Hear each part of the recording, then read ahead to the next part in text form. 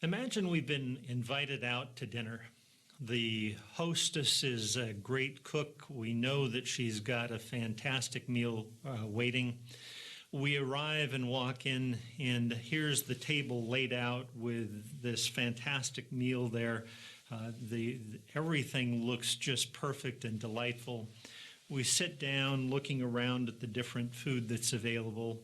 We take each serving or each item and put a serving on our plate. And now we're ready to start the meal.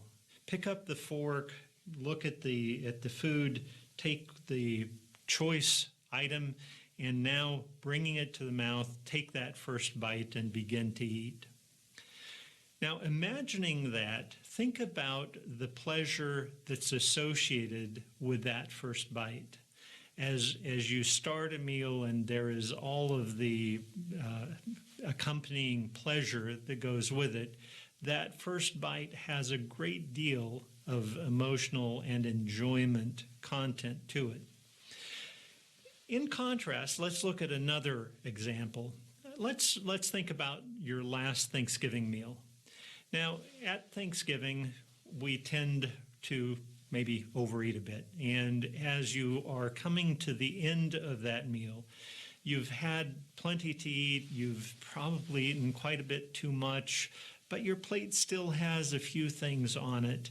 And, you look at that item and you think to yourself, well, I guess I'm going to take that fork, and maybe it happens just automatically, but that fork reaches out, takes that item, brings it to your mouth, and now you take that last bite of the Thanksgiving meal. What's the enjoyment content to that last bite? How does that compare with the example we just talked about with that first bite? I'm going to suggest that there's a pretty substantial difference between those two bites. So here's a nugget of information or a thought to think about. When you sit down to a meal, it is going to have a great deal, or should have a great deal of enjoyment to that first bite. And indeed, the second and the third and the fourth bite will as well.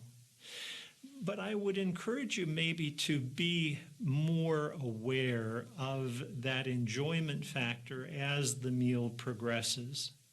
And as the pleasure with each bite gradually drops, as it will through the process of the meal, when you reach the point that, the pleasure factor just isn't there the way that it was at the start, and I really don't need the rest of those bites that don't have and aren't bringing that pleasure factor, I'm pretty much done, and I'm going to set that meal aside.